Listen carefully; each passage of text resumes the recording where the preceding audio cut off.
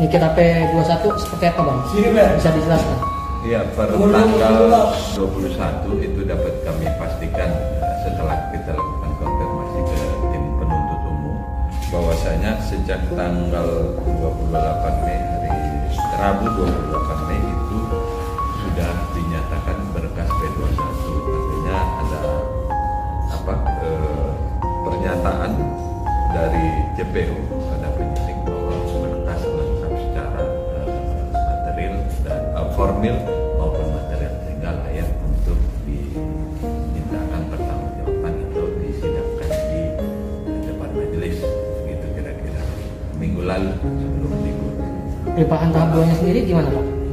Untuk tahap 2 ini masih menunggu kabar dari JPU-nya karena informasi antara koordinasi penyidik dengan penuntut umum bahwasanya informasinya kitanya itu lagi dalam proses dirawat di rumah sakit Polri atau di Bayangkari atau yang dirujuk oleh penyidik. Jadi penuntut umum belum bisa memastikan kapan, karena penuntut umum juga kan harus proses penyerahan tersangka dan barang bukti itu kan harus kondisinya sehat sehingga bisa dimintakan pertanggungjawaban pidananya, baik badannya ya kan. Dalam kondisi sakit silakan nanti teman-teman penyidik seperti apa kondisi fisik yang bersangkutan atau tersangka. Berarti bisa dipastikan pelimpahan tahap 2 belum dapat berjalan lantaran salah satu tersangka sakit? Iya, informasi terakhir begitu. Per kapan?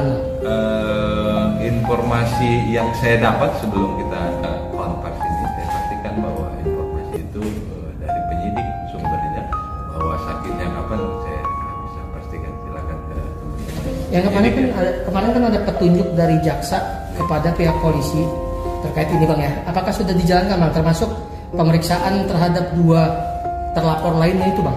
Itu udah masuk materi ya, tidak bisa ya. Nanti aja di persidangan sama-sama kita lihat. Tapi secara formil dan material bahwa berkas 2 berkas perkara ini, salah satunya yang NM ini itu sudah dinyatakan lengkap material formilnya sehingga layak untuk dimintakan pertanggungjawaban secara pidana di depan persidangan.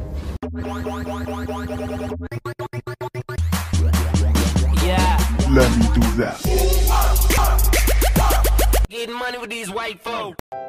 Kejaksaan Tinggi Kejati, DKI Jakarta telah mengonfirmasi bahwa berkas kasus dugaan pengancaman, pemerasan, dan TPPU yang menyeret artis Nikita Mirzani telah dinyatakan lengkap atau P21 sejak tanggal 28 Mei tahun 2025 lalu.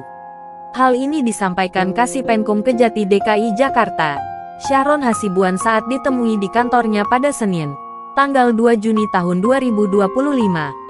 Per tanggal 21 itu dapat kami pastikan setelah kita lakukan konfirmasi ke tim penuntut umum bahwasannya sejak tanggal 28 Mei hari Rabu tanggal 28 Mei itu sudah dinyatakan berkas P21, kata Sharon Hasibuan kepada awak media. Artinya ada pernyataan dari JPU kepada penyidik bahwa sumber kas lengkap secara formil maupun material sehingga layak untuk dimintakan pertanggungjawaban atau disidangkan di depan majelis, ucapnya menyambung. Untuk saat ini, penahanan Nikita Mirzani belum dilimpahkan ke Kejati dikarenakan sang artis masih sakit. Nikita Mirzani saat ini tengah dirawat di Rumah Sakit Polri.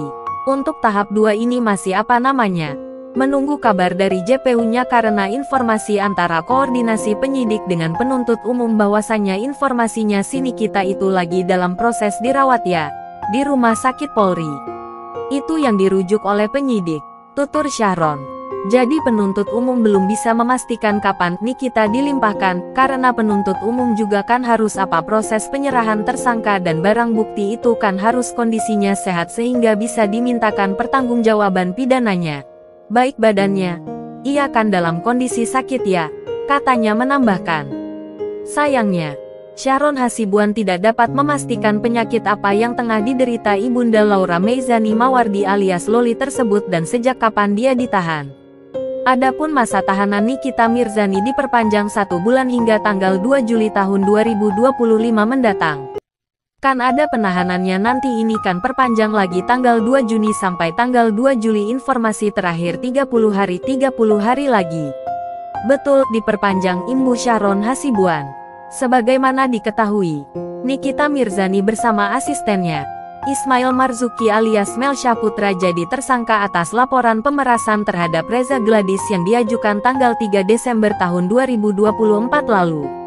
Mel Syaputra meminta Reza Gladys membayar 5 miliar rupiah sebagai kompensasi untuk Nikita Mirzani agar bersedia menghapus konten ulasan negatif produk skincare-nya. Dari hasil negosiasi, akhirnya Reza Gladys sepakat menyerahkan uang senilai 4 miliar rupiah ke Mel Syaputra dan diteruskan ke Nikita Mirzani. Nikita Mirzani dan Mel Syaputra dikenakan pasal 27B ayat 2 dan pasal 45 ayat 1 UU No. 1 tahun 2024 tentang ITE dengan ancaman 6 tahun penjara. Pasal 368 KUHP tentang pemerasan dengan ancaman 9 tahun penjara. Serta pasal 3, 4 dan 5 UU No. 8 tahun 2010 tentang tindak pidana pencucian uang dengan ancaman 20 tahun penjara. Nikita Mirzani dan Mel Syaputra resmi ditahan di Rutan Polda Metro Jaya sejak tanggal 4 Maret tahun 2025 lalu. Sebelum ditahan, Nikita Mirzani dan Mel Syaputra sempat 2 kali absen pemeriksaan pada tanggal 20 Februari tahun 2025 dan tanggal 3 Maret tahun 2025 lalu. Di pemanggilan pertama, Nikita Mirzani dan Mel Syaputra meminta pemeriksaan ditunda dengan dalih ada kegiatan pekerjaan yang tidak bisa ditinggal. Sedang di pemanggilan kedua, Nikita Mirzani beralasan harus syuting sampai malam dengan kondisi fisik yang kurang fit.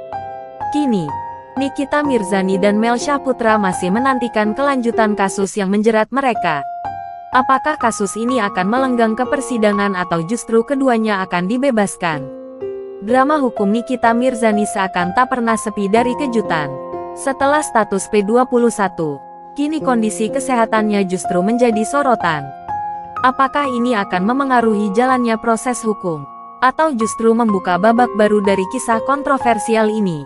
Kita tunggu saja kelanjutan ceritanya. Jangan lupa like, komen, dan subscribe untuk update gosip terbaru selebriti tanah air. Sampai jumpa di video berikutnya.